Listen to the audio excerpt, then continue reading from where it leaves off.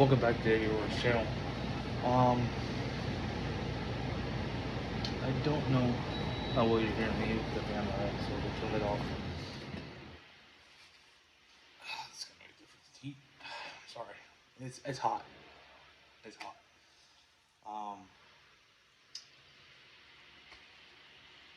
that being said, I wanted to show you something that I'm in the middle of right now. I'm restoring this old Indie knife, an Indonesian knife that has some serious issues, some potting, some rusting, some serious blade issues with contour and everything else as being concaved.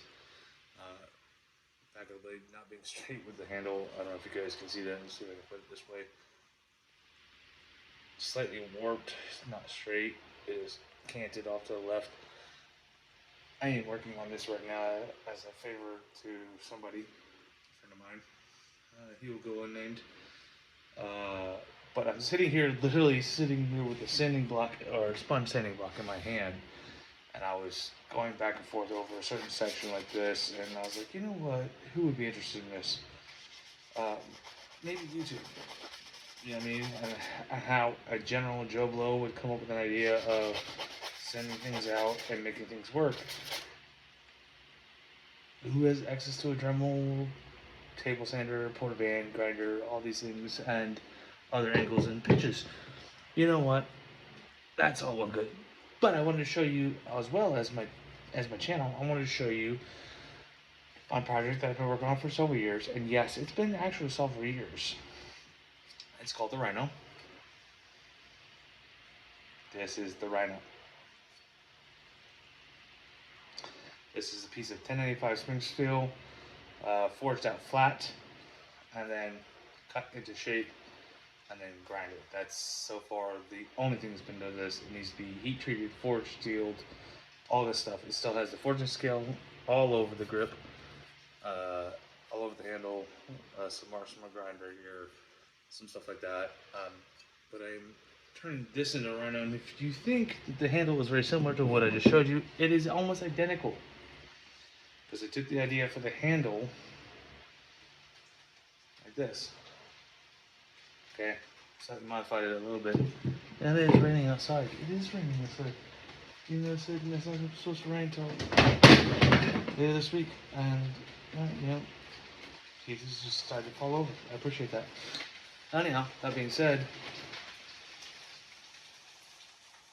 what's wrong with the Rhino? So I'm doing a little talking. You know what I'm doing?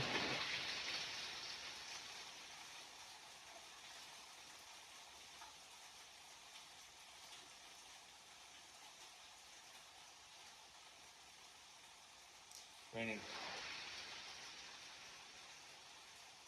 It's supposed to be 86 degrees. It's a Sunday.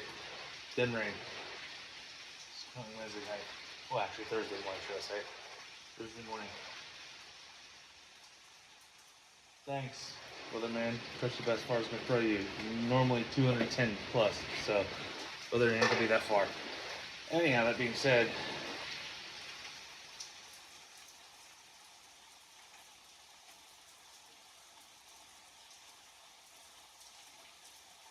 what's not off guard?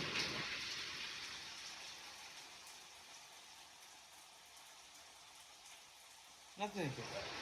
That's fine. Am I sure? Yeah, I'm sure. Not going back yet. Anyhow, this is the Rhino. I'm working on this for a hot minute, a good long while. But I figured I'd tell you guys because you're going to see some more forging videos coming out of this channel here. And I know I primarily do a lot of guns, like in holsters. I mean, there is a 5-gallon drum, well, a 5-gallon square box actually. The case that fell over into gun boxes that were purchased from factory, become boxes and other things that just are gun related. Bolsters galore, swords sitting up, 2 swords sitting up there actually, some drill bits and tips and ends that I'm going to forge out that are scrap, that I'm going to flux weld together. All my flux is in on my forge, and I just got to get it here that up tomorrow. I may not, probably just pick it up tomorrow, because I do have a smokeless fire pit in the backyard, which means it's a heat retaining fire pit. I could probably do some forging the old style way. Multiple hours involved, but still fun. Give me a chance to watch my shows and do some things. But anyhow, this is the Rhino. It is based off an Indonesian knife. Well, at least the grip is. The grip is based off an Indonesian knife. Like I said, almost 1-to-1. I have really big hands, so I extended this one out a lot. Put some curves in there, put this base plate on there. I am in love with this style. Really, I am, because that forges a short grip. Because it has this big old notch right here that your pinky sits in, rides in. I love the canting for the thumb area here. It's a big flat for chopper style type of fire. Big finger ring divot here. So, well, not a finger ring, but a ring for a finger almost style type of thing where you get some leverage down on a blade, across, and through something. I mean, this, honestly, when I'm done with this, I'm probably going to call this my survival knife, the Rhino survival knife, and do something with it. I really don't know. I may forge this more often than most things, because I know quite a few guys who do survival training and have done survival training and military of a lot of styles. And he probably would love to carry this, because this is literally a jack of all trades and a little bit of something and everything else. And if worse comes to worse, you got a hammer, because this thing is ridiculously heavy. Is it the worst because it's heavy? No, it actually probably balances out pretty well, and it's balanced pretty well, because I'm below the tang.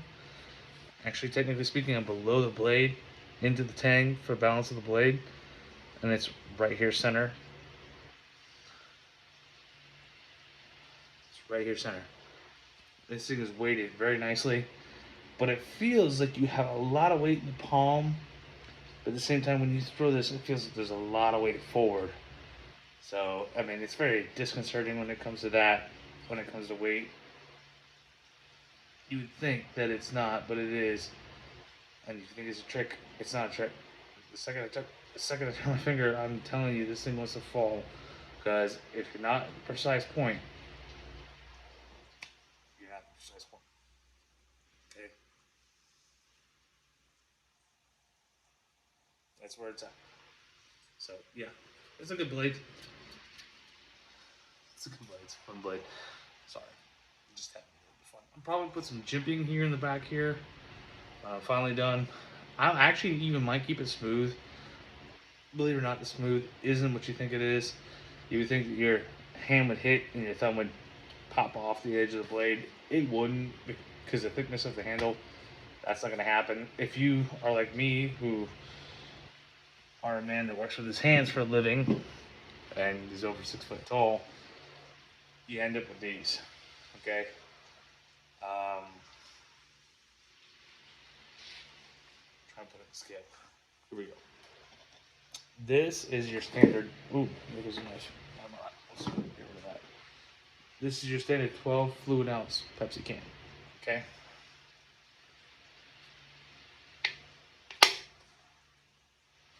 In height, that would be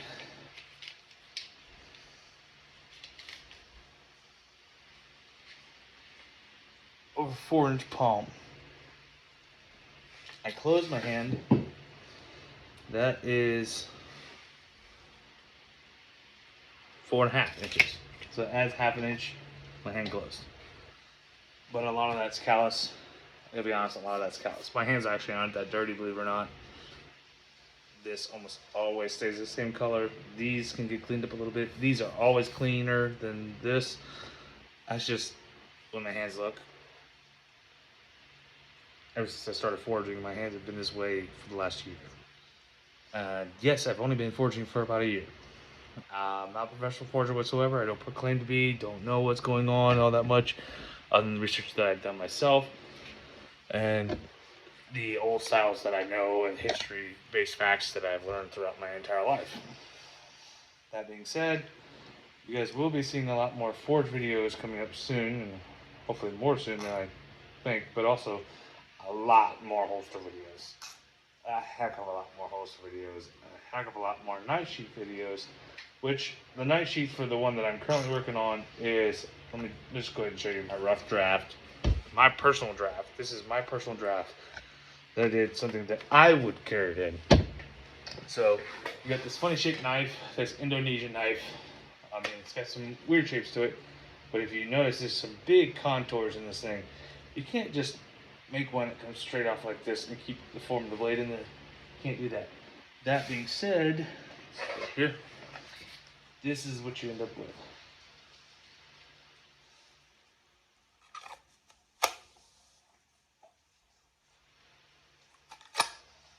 It works just fine. It's working off a belt clip series. I mean, it's not the prettiest thing. I made out of Kydex that I had laying around, some scrap stuff that I had laying around.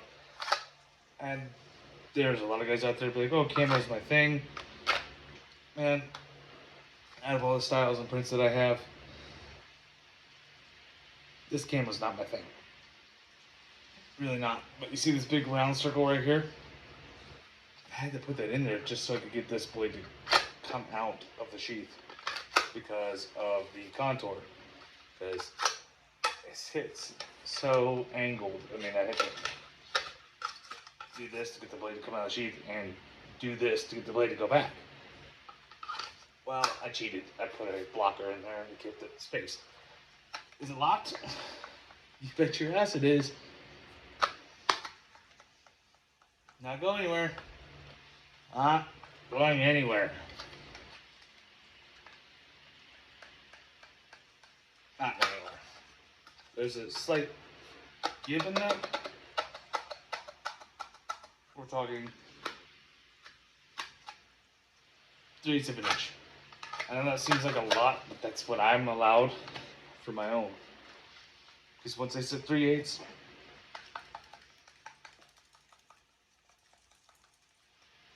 not going anywhere. Those are my allowances for my own knife because maybe my tensions are a little less than yours, maybe my style's a little less than yours, maybe what I like is a little less than yours. That's just me. Because this is in my belt, this is my vest, this is in my backpack, this is on my hip, my reverse hip, my left hip, my right hip. I want this thing to come out when I draw it. You know what I mean? I don't want it to fly out when I drop off a cliff into a pond, but I want it to come out when I draw it. So, this is my knife. I'm in love with it. It's a lot of fun. In the middle of restoring it, I bought it. Very well used. Military background. Very well used knife. Dremeling it and sand patting it out. It's a lot of work, but still a lot of fun. Original plates on there still, and I really want to keep them on there best I can. I recreated edge on this thing. Very sharp. Okay, so created a Kydex Sport.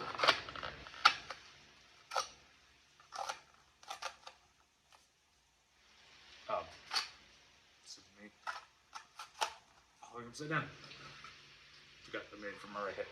Normally make it from the left hip. I'm used to that, but that's neither here and there. That's just style of carry. So my fault. Anyhow, just thought you guys would find that interesting to see the original inspiration for the Rhino grip. It's not the same, obviously. Things are not the same. Some things have been stylely changed between the two, but some things are similar. So, but the blades are not the same whatsoever. Obviously, I'm not gonna CNC machine my shit and weaken my blade anymore.